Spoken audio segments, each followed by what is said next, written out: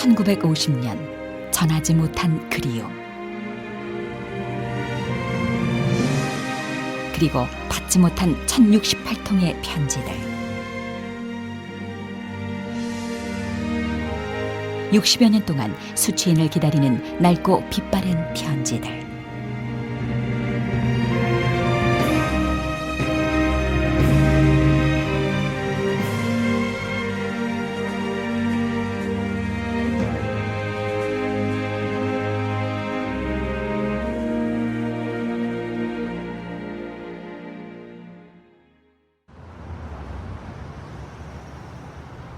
미국 국립문서기록 관리보관소 열람실.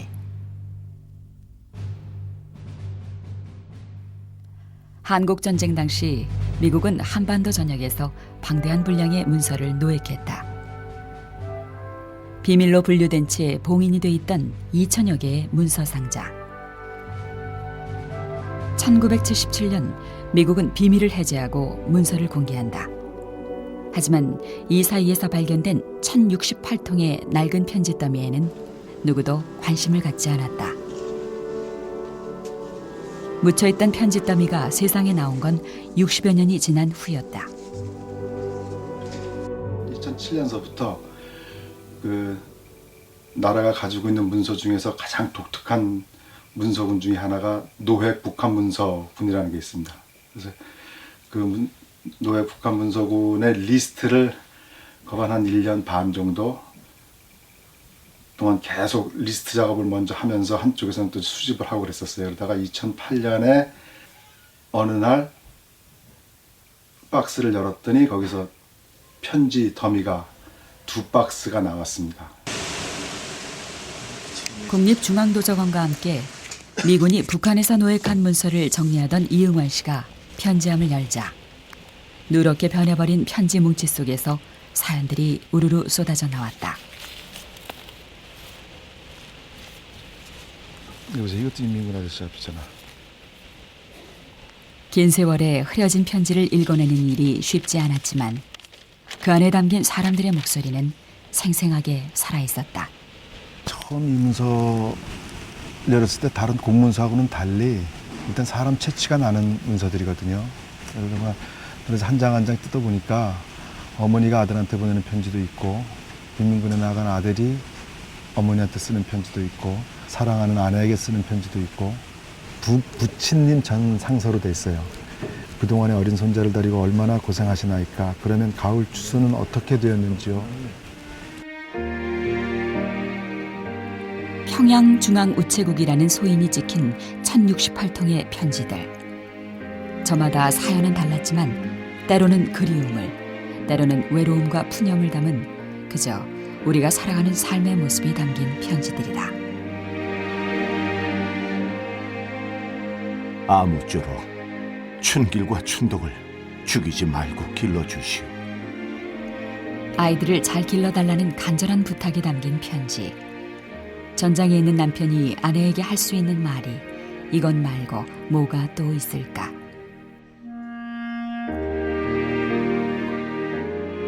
어머님이 자식을 셋씩이나 전손으로 내보내게 되어 서운하실 것인데 동무들이 많이 위로하여 주십시오. 자식 셋을 전쟁터로 보낸 어머니를 친구에게 부탁하는 이의 마음이 어땠을지 사무치는 마음이 고스란히 담겨있다. 편지의 주인공들은 저마다 무슨 사연을 담고 고향을 떠난 것일까? 그리고 편지에는 무슨 이야기를 전하고 싶었던 것일까? 이런 사람 중에 한 명이 고향에 있는 부모한테 편지를 썼을 거고 그 편지가 다른 노획 문서군에 보관이 되어 있는 거랑 마찬가지죠.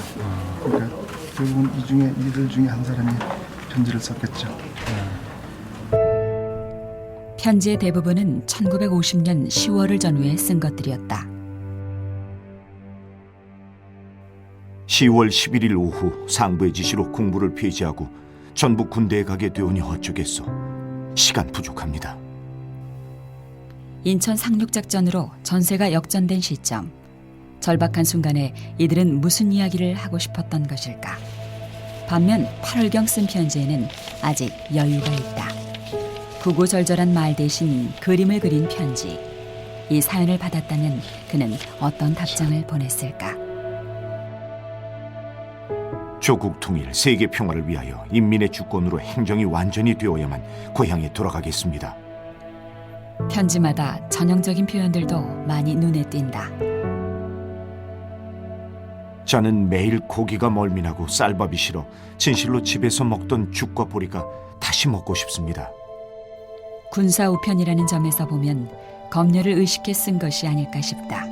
정전 상태에서 분단 상황이긴 하지만 이거는 개인 편지예요. 개인 사신이고 공문서가 아닙니다. 그래서 어쨌든 모든 분한테 어떤 관계가 됐든 어디서 썼든 언제 썼든 개인 편지 사신인 점에서라도 반드시 쓰신 분 또는 받아야 할 분한테 돌아가는 게 인도적인 차원에서 맞는 게 아닌가 싶어요. 조선인민군 편지함이라는 그런 단어에 대한 거부감 물론 있을 수 있습니다. 그러나 이 편지가 결국은 전쟁의 부산물이거든요.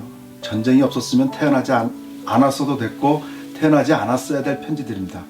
근데 아직도 전달이 안 된 상태인데 이념, 사상, 체제를 잠시만 괄호쳐 놓고 아픔과 눈물의 악교풀 같은 그런 역할을 할 수 있는 게 아닌가 싶어요. 편지가.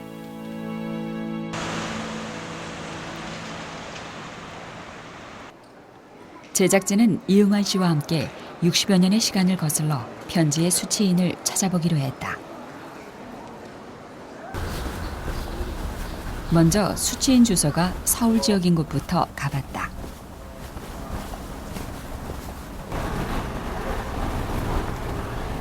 이 동네로 봐서 옛날에 한옥집이거나 그랬을 것 같은데 지금은 뭐 한옥집은 한 채도 찾아볼 수가 없고. 하지만 옛 주소지에서는 수취인의 흔적을 찾아볼 수가 없었다. 여기는 동해 이 옛날 주소지 터는 맞는데 건물이 다세대 주택이 들어가 있어서 여기는 찾을 수가 없을 것 같으네요. 주택가는 번화가가 돼 있었다. 그리고 전장에 나간 이의 생사를 애타게 기다렸을 이들도 더 이상 이곳에 없었다.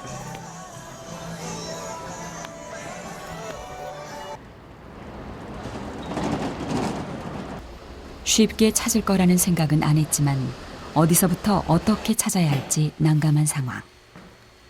우리는 전쟁으로 헤어진 가족을 찾는 일을 오랫동안 해온 남북 이산가족협의회를 찾아 조언을 구해보기로 했다. 안녕하세요. 신 선생님 좀 뵈러 왔습니다. 예. 안녕하세요. 오랜만입니다. 네, 안녕하세요. 이관입니다. 옛날 주소가 서울 같으면 거의 다 찾지 못합니다. 서울은. 서울을 왜 그러죠? 서울은 다 바뀌었기 때문에. 아하. 지방은 시골은 거의 이사하는 들은 드물거든요. 서울은 뭐 다 바뀌었으니까. 지방에 있는 사람들은 우선 그 지금 말씀한 대로 먼저 시골의 1068통의 그 편지와 수취인을 정리한 주소록을 보면서 행정구역이 크게 변하지 않은 지역부터 연락 가능한 곳을 이런 사람이 분류해 있느냐, 보았다. 옛날 그 친구 있느냐 없느냐 또는 뭐 이렇게 분류한 주소록을 가지고 저희가 일일이 이사가 마을 됐는데 이장이나 그 노인회 등 사람인데 개별 통화를 시도해야 하는 이사님이 것이었다. 여쭤보려고 그럽니다.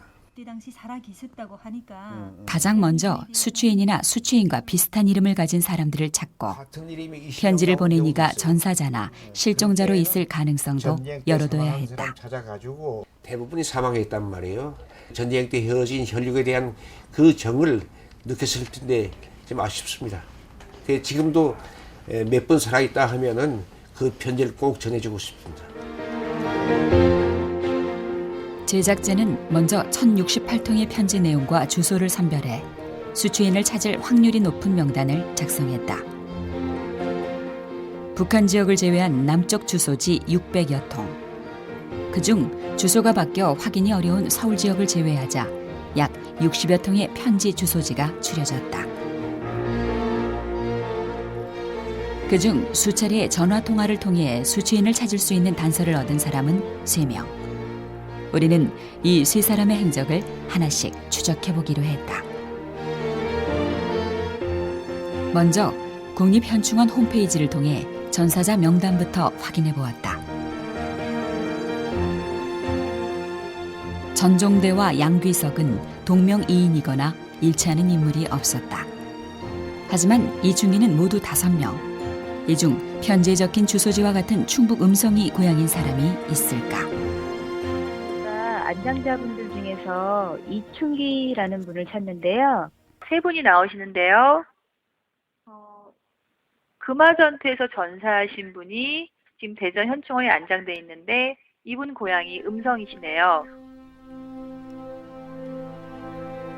우리는 국립대전현충원을 찾아 전사자 이충기의 묘비를 직접 확인해 보았다. 1953년 7월 7일 금화전투에서 전사한 육군 상병 이충기. 그는 과연 편지를 쓴 주인공일까? 만일 그렇다면 그는 왜 이곳에 잠들어 있는 것일까? 충북 음성군 맹동면 쌍정리. 이덕기 앞으로 보낸 편지. 보낸 이는 황해도 옹진군 우평국 사서함 제6호 이충기다. 동무들과 서울와서 황해도 옹진군 부대 보안성 위수부대로 편입됐습니다. 자신이 어디에 있는지 행적을 알리는 문장이 있는 걸 보아 가족이 이충기의 소식을 모르는 것 같다.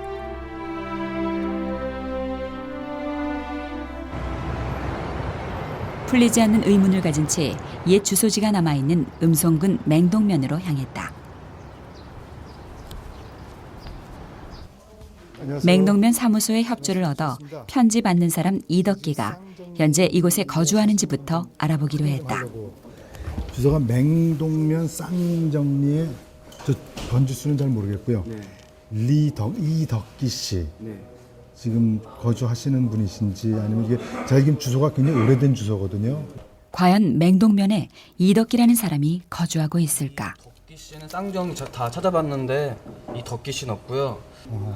그런데 이름이 좀 비슷해가지고 이중기 씨가 한 분 계세요. 이중기 씨. 중기요. 이덕기와 이중기, 과연 연관이 있을까?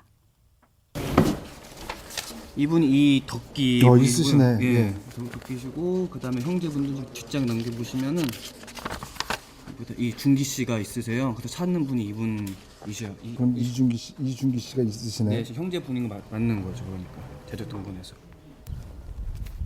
수취인 이덕기는 이미 몇 해 전 사망한 상황.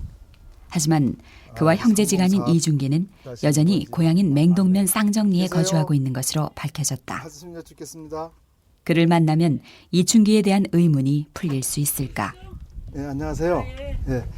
저 혹시 말씀 좀 줄게요. 혹시 여기 중자 기자 쓰시는 이중기 선생님 댁 맞으신가요? 저희 아버지세요. 아, 아버님이세요? 예, 그럼 예. 따님이세요? 예. 네, 안녕하셨어요. 네. 안녕하세요. 지금 아버님 계신가요? 지금 여기 안 계시고 증평에 계신데요. 아, 여기 안 계시고요. 예. 이중기 씨는 현재 아들이 사는 충북 증평에 머물고 있었다. 예, 안녕하세요. 선생님, 이중기 선생님 좀 뵈러 왔습니다. 아버지. 실례하겠습니다. 그리고 이곳에서 편지의 아유, 수취인 고생 많으셨어요. 이덕기의 동생 이중기 씨를 만나 편지를 쓴 이충기에 대한 이야기를 들을 수 있었다. 선생님 처음 뵙겠습니다. 저는 이용환이라고 합니다. 그 선생님 이춘기라고는 형님이요. 어떻게 되세요? 형님이 바로 내 부의 형님. 아, 이춘기 선생님이 성님이세요? 예, 형님이요. 편지가요. 네. 보내신 분이 네. 황해도 옹진군에서 보냈어요. 황해도 옹진군이요. 예, 근데 그분이 리충기로 돼 있고 그리고 받으시는 분이 리덕기로 돼 있어요. 저기는 우리 큰형님이에요. 제일 큰 형님. 네. 걔지가 저기 6.25 때 예. 형님은 저 제주도에서 훈련받고 저는 논산에서 훈련받았어요. 아, 이충기 선생님은 제주도에서 훈련 받으셨어요? 네, 예. 이충기가 국군에 입대했다는 것이다. 황해도 옹진군 부대 보안성 위수부대로 편입됐다고 돼 있어요. 그러니까 형님은 그럼 가셨으면은 국군으로 갔다가 진격해서 올라갔다가 인민군에 잡혀서 포로가 된 거네요. 그렇지, 포로가 된 거지 말하자면. 군대 입대에 참전했다가 인민군의 포로가 된 이충기. 하지만 포로였던 그가 어떻게 인민군에 편입돼 편지를 쓰게 된 것일까?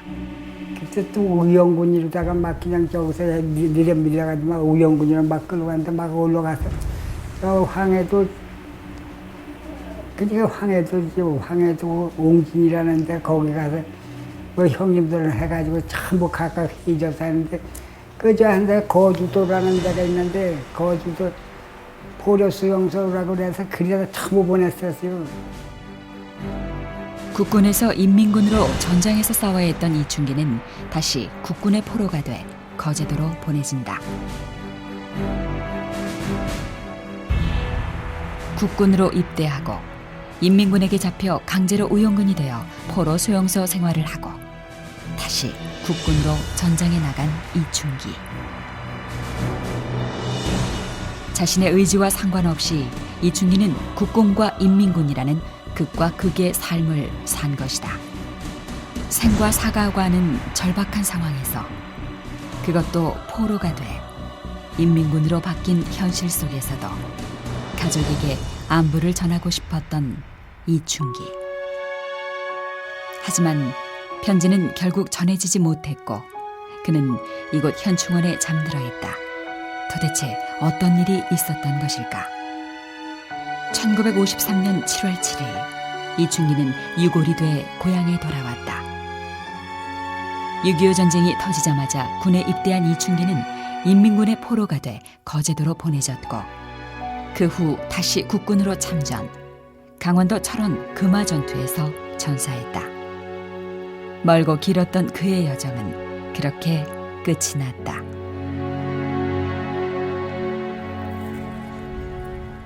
이준기 씨를 통해 이충기의 부인이 생존해 있다는 사실을 전해들은 제작진은 그 길로 바로 청주를 찾았다.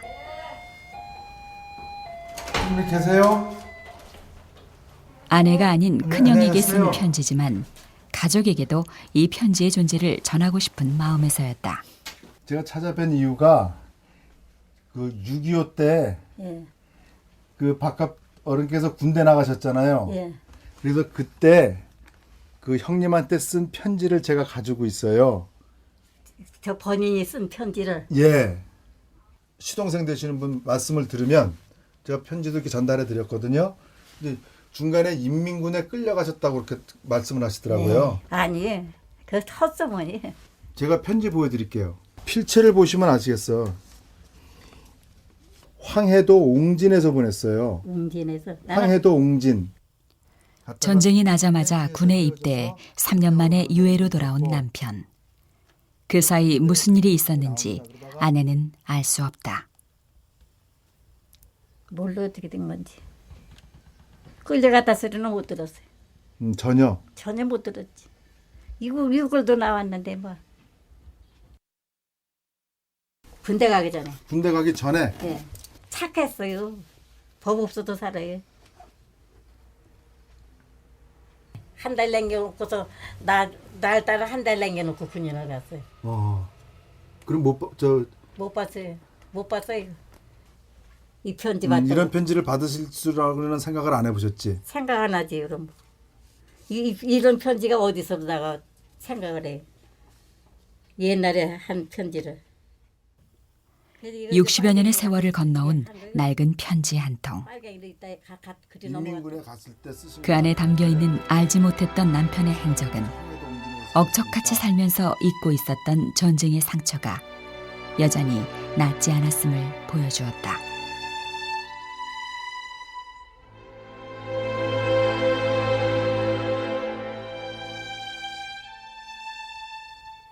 나는 매일 당신이 올 때를 고대하고 있겠습니다.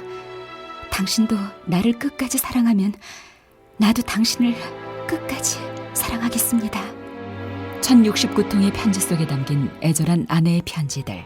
하지만 이 마음은 끝내 전해지지 못했다. 따님 오셨네. 둘째 딸 이종순 씨에게는 태어나기 한 달 전에 전장으로 떠난 아버지가 유일하게 남긴 유산이 있다. 바로 종순이라는 이름이다. 만삭이었던 아내를 두고 전쟁터로 나갈 수밖에 없었던 이충기.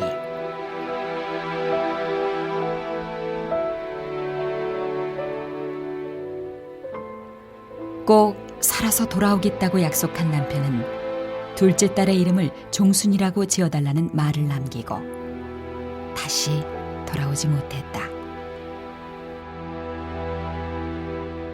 슬아를 떠난 후 일서상서 못하여 죄송만만합니다. 8월 3일에 작별 후 이렇게 되어 있거든요. 그러니까 8월 3일에 떠나신 거예요. 믿어지지가 않는 그런 현실 같아요. 처음 보는 아버지의 필체가 딸에겐 아직 낯설기만 하다. 국군에서 인민군으로 그리고 다시 국군으로 전사한 고 이춘기. 이렇게 이춘기의 복잡한 여정에서 민족의 비극을 느낄 수 있다. 전쟁이라는 거대한 소용돌이 속에서 이춘기가 의지대로 선택할 수 있는 건 없었다. 다만 이 한 통의 편지가 그의 힘겨웠던 삶을 말해준다.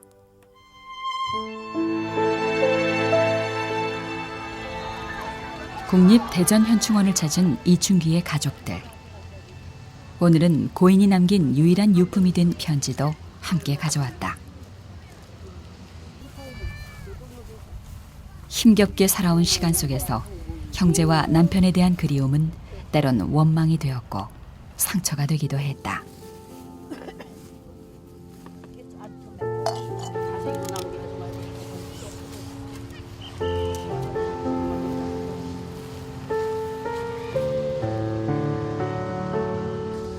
(63년) 만에 아버지의 편지를 받고 너무나 감격스럽고 기쁘고 슬프군요.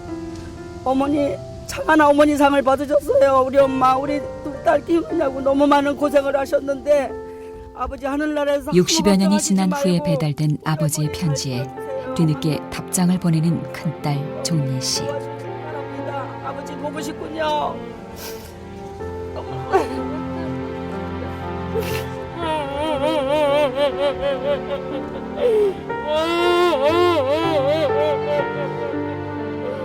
한 통의 편지를 통해 이춘기의 힘겨웠던 시간을 알게 된 가족들.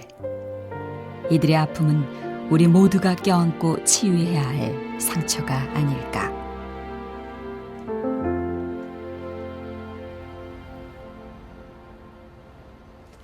이춘기의 행적을 찾아 나섰던 긴 여정을 마치고 숙소로 돌아온 이응환 씨.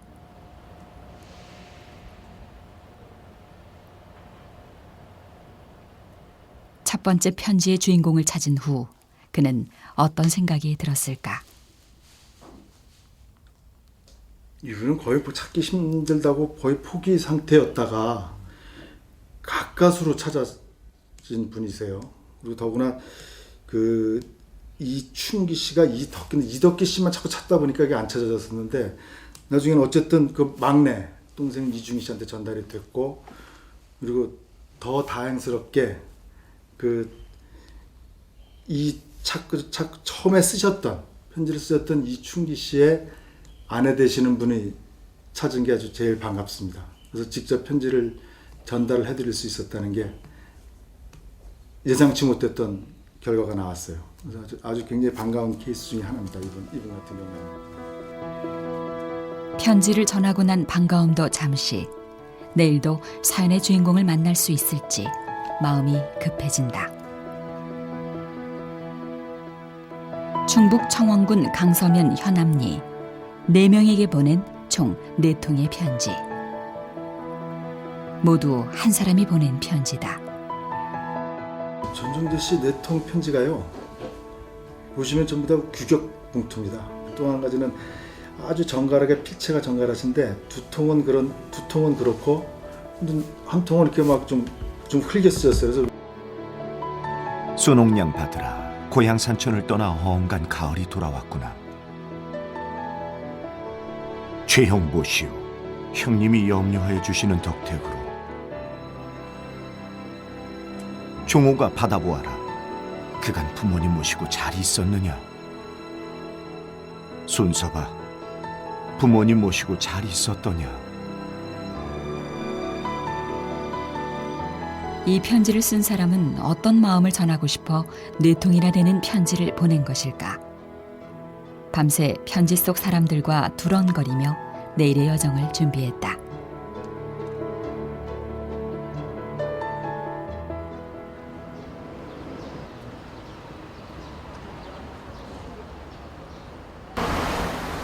청주 시내에서 1시간에 한 대꼴로 다니는 버스를 타고 현안 마을로 향했다. 4명 중 단 한 명에게라도 이 편지를 전할 수 있을까? 가는 내내 마음이 설렌다.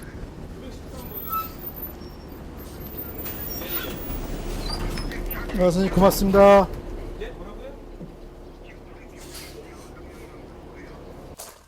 동장의 안내로 먼저 노인 회장님을 만나보기로 했다. 아직 저긴 아직 안 내셨나 봐요.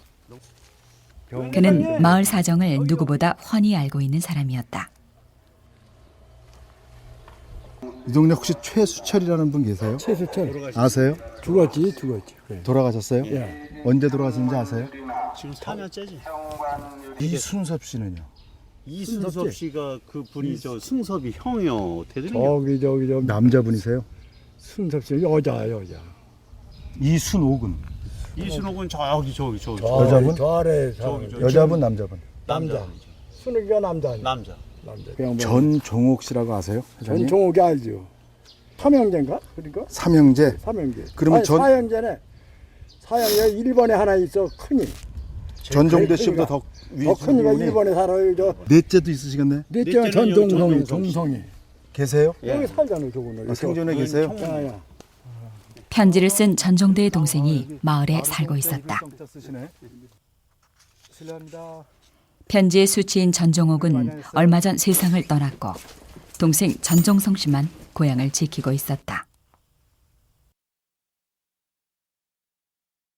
지금 제가 가지고 있는 편지가 그러니까 종대 형님이 종옥 형님한테 쓴 편지예요. 근데 뭐 이거 이 세상을 떠났고 또 나는 그때 뭐 초등학교 12살 떡인가 그랬었어요.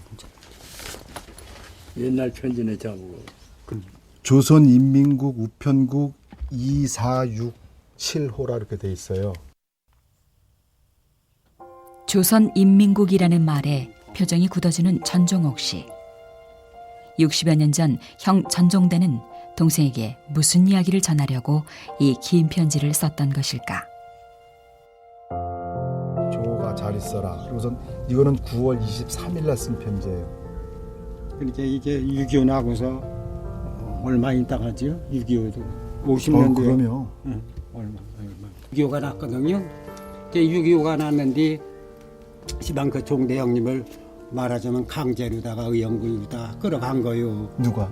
인민군들이. 형님이. 종대 형님은 끌려가신 거예요? 강제로 끌려가신 거예요? 의원군으로. 의원군으로. 그때 다 강제로 끌려갔지. 누가 뭐 자원해서 가는 사람이 어디 있어요. 그래서 강제로 끌려갔는데. 그가 편지를 4통이나 썼던 이유. 어떻게든 소식을 전하고 싶었던 마음이 아닐까. 이제 제가 기억하기에는 전혀 참 이렇게 강제로 끌려갔고, 강제로 끌려갔고, 저희 가족만큼은 참말로 그냥 그 사상과는 전혀 무관하다는 걸 것 같습니다.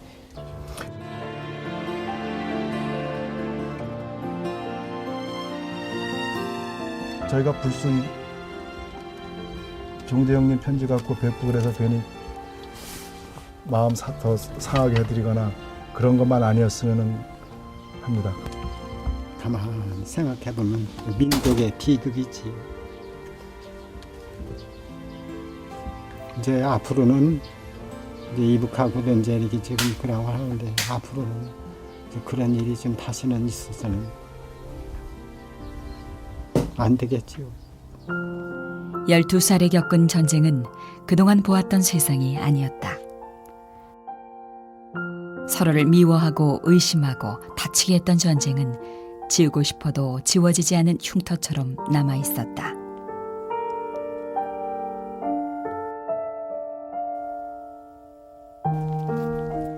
선생님 들어가세요. 그의 마음이 뭔가 다 하지 못한 말이 있는 것처럼 보였지만 우리는 더 이상 아무것도 물어볼 수 없었다.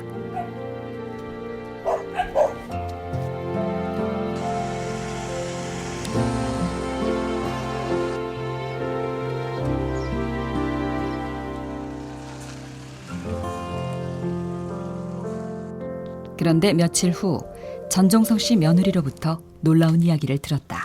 여보세요? 사실 좀 큰 가지 말씀 안 드린 게 있는데요. 네. 저희 큰 시아버님인 전종대 어르신이요. 네. 사실 여수에 살아계셔요. 아, 그러세요?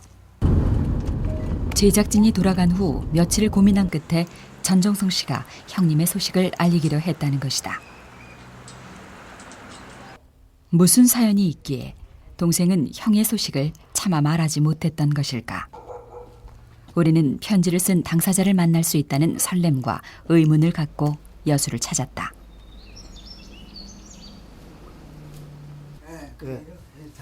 여든을 훌쩍 넘긴 전종대 씨는 건강이 많이 안 좋아 보였다.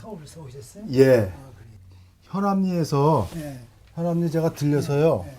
저 동생 되시는 분. 장모님. 예. 전종성 씨요. 예. 그분 뵀어요. 고향 이야기가 나오자 그의 표정이 어두워졌다. 조선인민군 편함으로 그렇게 돼 있으세요. 20년, 아니 60년 되었네요, 그러면. 63년 된 편지입니다. 과연 그는 60여 년 전 자신이 쓴 편지를 기억하고 있을까? 또 한 사람 이순섭 앞으로 돼 있습니다. 맞아요. 맞으세요? 선생님 쓰신 거 맞으세요?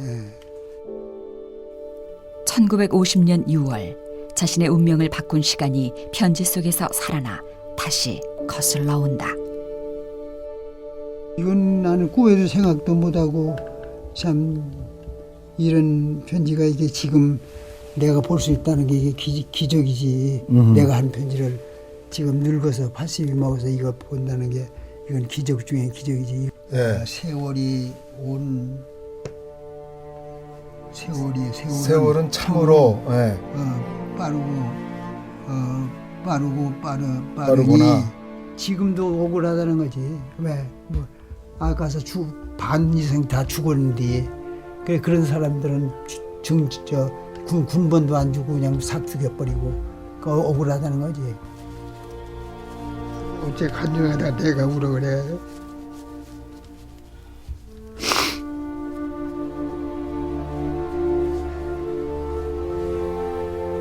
전쟁은 목회자를 꿈꿨던 한 청년의 삶을 한순간에 바꿔놓았다.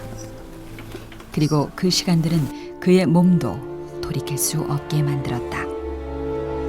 제가 수개월이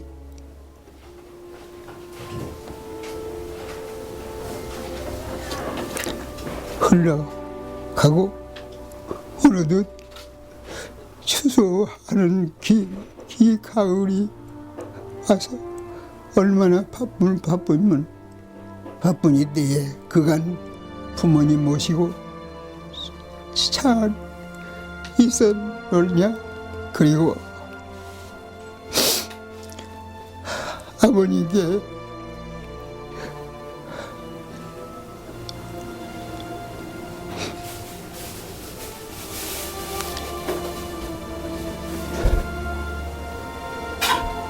아버지 없어 안녕하시옵고 어머니께서도 안녕하시오며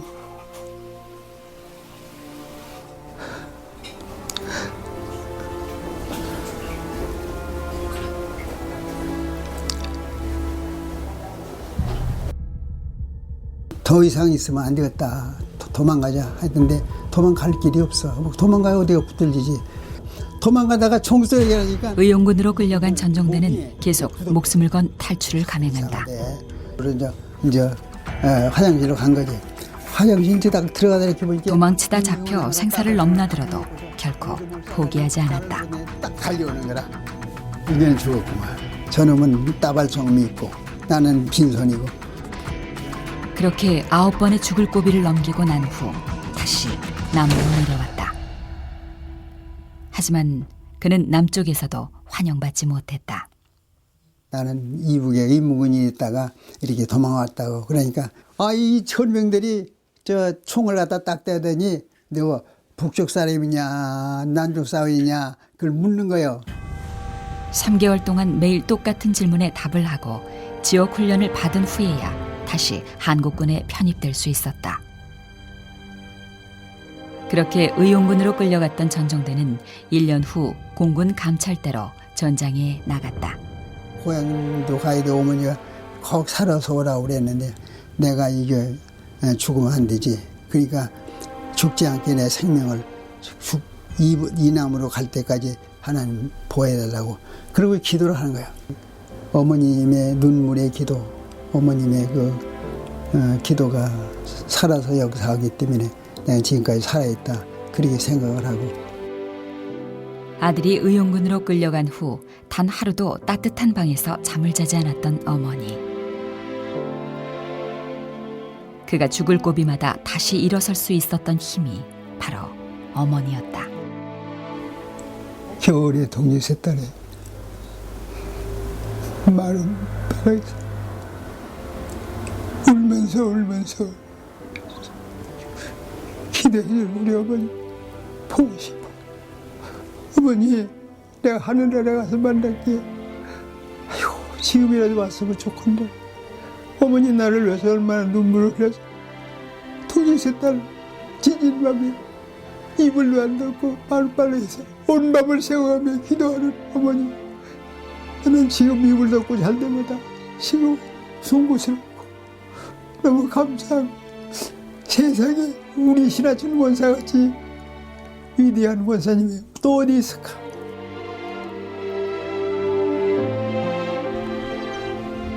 인민군으로 끌려간 직후 고향에 있는 형제와 선배, 친구들에게 쓴 4통의 편지는 아들의 소식을 몰라 애끓는 어머니에게 자신이 살아있다는 소식을 어떻게든 전하고 싶었던 애타는 아들의 심정이 아니었을까.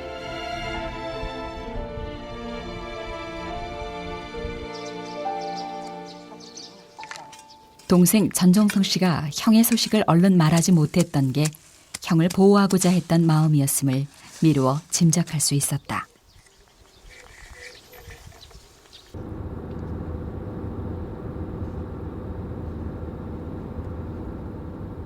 우리는 몸이 불편해 10년 동안 고향집에 가보지 못한 전종대 씨를 위해 특별한 나들이를 마련했다. 어제 걸리 왔어? 그 지를 잘못 들어가지고서 이제 형을 보자 전종성 씨의 표정이 환해졌다. 실체를 가지고 걸게 됐네. 장로님 집을 다시 다리가 지어야 불편해 되겠어요. 그동안 고향집에 와보고 싶어도 오지 못했던 전종대 씨. 모처럼 형제의 얼굴에 웃음꽃이 핀다. 가족이 이렇게 함께 모인 것이 얼마만인 것일까. 조용했던 고향집이 어릴 적 그때처럼 시끌벅적해진다.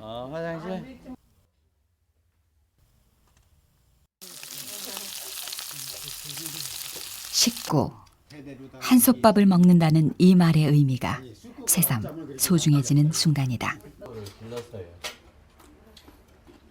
형님만이요. 이 편지를 어디서 쓰신 거요? 내가 의영구로 끌려갔을 때 끌려가셔가지고 끌려가서 이제 군사 우체국에 거기 내가 이제 취직이 됐는데 근데 그 편지가 60년 만에 돌아와시니 기적이지 기적. 60년 만에 편지가 이북수한 것이 이제 돌아왔다는 기적이. 잊고 지냈던 시간이 편지 한 통으로 두런두런 피어난다. 식사를 마치고 어디론가 향하는 가족들. 꿈에도 잊지 못했던 어머니의 묘소다. 어머니 아들이 왔어요. 인민군에서 탈출해 남쪽으로 온 후에도 전종대 씨는 고향에 올 수 없었다. 사상 검증과 훈련을 거쳐 다시 전장으로 나가야 했기 때문이다. 그런 아들의 소식을 듣고 어머니가 대구 공군부대로 찾아왔다. 그리고는 전쟁이 끝날 때까지 돌아오지 말되 꼭 목숨을 지키라고 당부했다. 저 가운데쯤에서 내가 6.25 내가 있어 숨은 콩밭 속에 숨어 있다. 그 뒤에 그 뭐 가만히 떼게 같이 하얀 의자 고밑대. 먼 길을 돌아 제자리로 온 전종대 씨. 60여 년 만에 자신이 쓴 편지를 받은 그는 이곳에 서서 무슨 생각을 하고 있을까?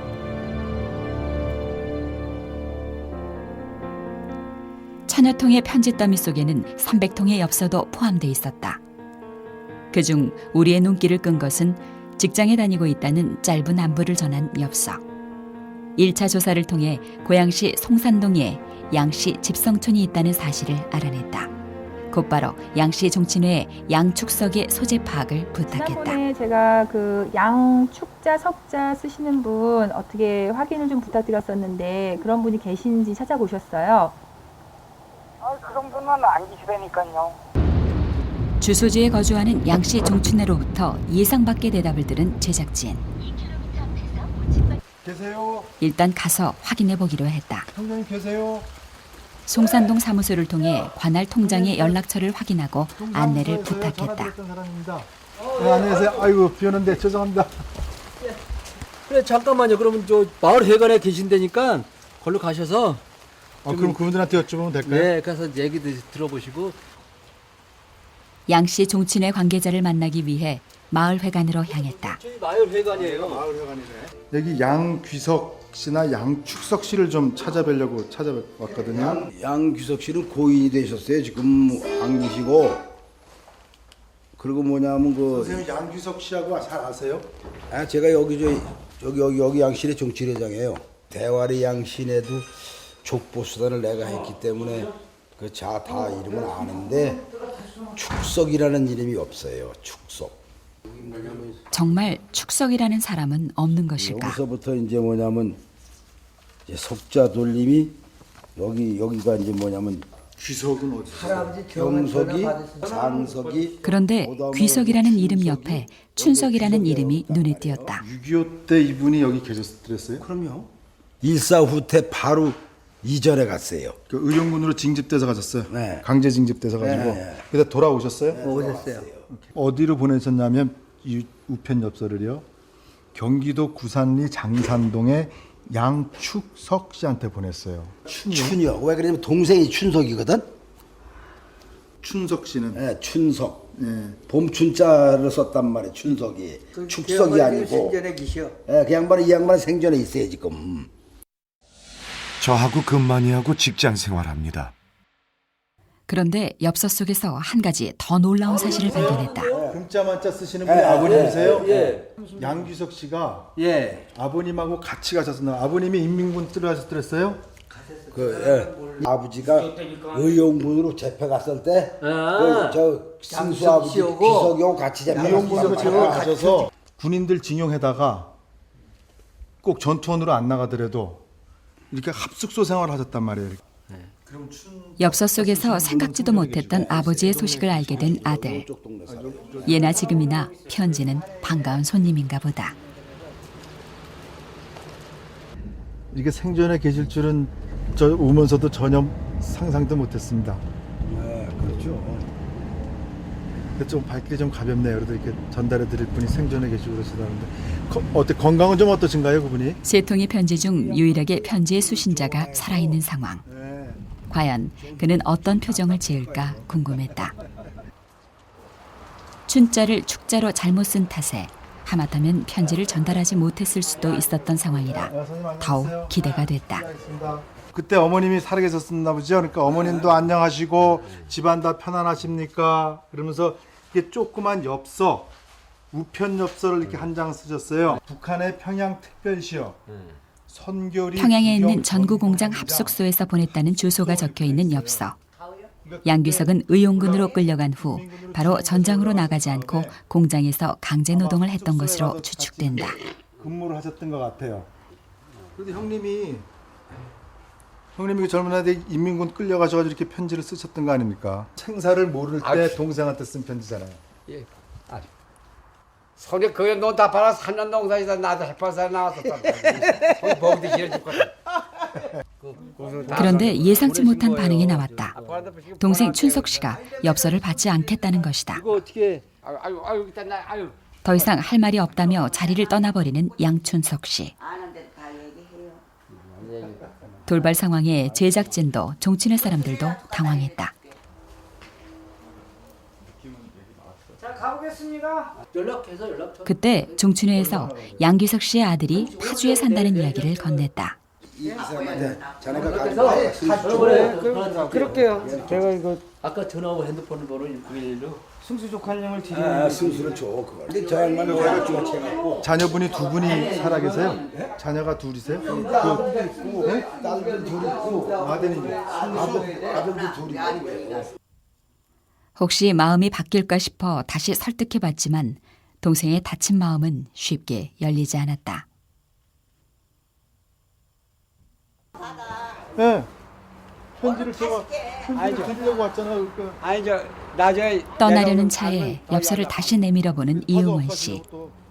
그러자 아까와는 달리 양귀석 씨가 엽서를 슬쩍 받아준다. 줬다가 승산이 저 승수 오면 줘요.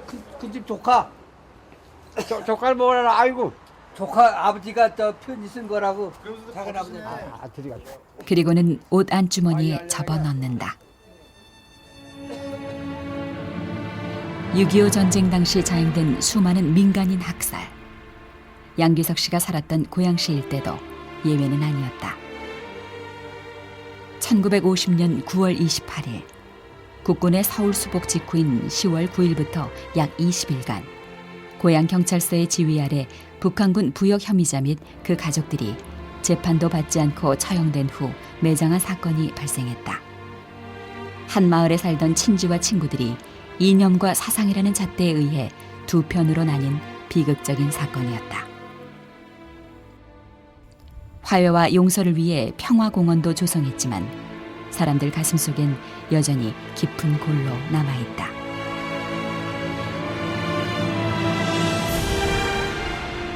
삼형제의 맏형이었던 양귀석은 동생들을 대신해 의용군으로 끌려갔다. 하지만 인천 상륙작전 이후 반격에 나선 국군이 마을에 도착하자 양춘석은 군대에 입대한다. 형이 인민군으로 끌려간 상황에서 동생이 국군으로 전쟁터에 나가게 된 것이다. 대위 안 하고 왔어.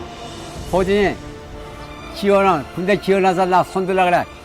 그때 16명이 손들어서 성포면에서 우리 동네에서 내 육주나 두 분이. 그래 갔지 이 사람한테. 언제 어떻게 서로에게 총뿌리를 겨누게 될지 모르는 상황.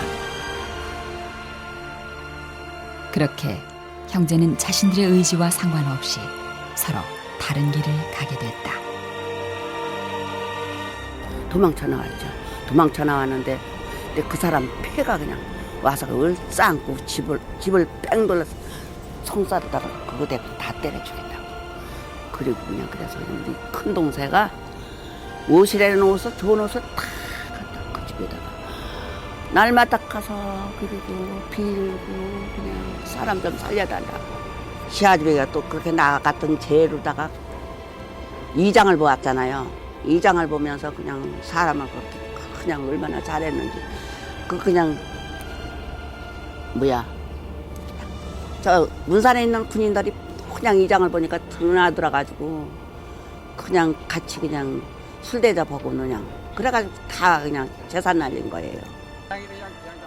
형제가 총뿌리를 겨누는 비극은 없었지만 가산을 탕진한 형을 동생은 받아들이지 못하고 있는 것이다. 우리는 양귀석의 아들이 살고 있다는 파주로 다시 향했다. 아들은 과연 어떤 이야기를 들려줄까? 아니면 필체라도 이렇게 보시라고. 야, 고맙습니다. 선생님 성함이 나오거나 그렇지만 어쨌든 아버님이시니까. 엽서 속에 있는 필체는 눈에 익었지만 뭔가 낯설다는 아들. 이게 진짜 쫓기는 글씨 같은데. 아무래도 좀 더 자세히 봐야 알 것 같은 모양이다. 누구 죽은 사람? 아 그러니까 이게 아버지 끌려가게 만든 사람, 유도한 사람들 이래 그 식구들이 지금 다 살아 있어요. 동생들이고 저에 그 더 오기가 생기네 이걸 보니. 자기 안 다치려고 또 온 거를 갖다 개패듯이 두들겨 패고 맨날 며칠 골뱅이 두개 패는데 그 탄 나무 같으면 이해가 간다 이거야.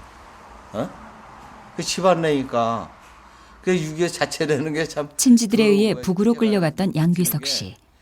60년이 지나도 앙금은 여전히 해결되지 않고 있었다. 며칠 후 양춘석 씨를 다시 만나보았다. 지금 어디 다녀오시는 길이세요? 일산 나가서 이발하고 병원에 가서 링이를 맞고 조시 먹고 깨집고 오는 길이야. 형의 엽서에 대한 그의 생각이 다시 궁금해져서다. 그때 당시에 상황이 어쩔 수 없어서 그럴 때는 마음이 어땠을 것 같아요? 그런 생각 한 번도 안 해보셨어요? 마음이 어때? 이 죽자가 집을 타워서 가는 형제끼리 만나는 거 얼마나 고마워. 아유. 그러니까 편지 드린 거 안 보셨어요? 그때 내가 봤어. 왜? 그걸 뭘 해? 그냥. 강제로 맺고. 그에게 60년 전 형의 엽서는 과연 아무 의미가 없는 것일까? 하지만 엽서를 보여달라고 하자 옷 안주머니에 넣어둔 것을 금세 찾아내민다.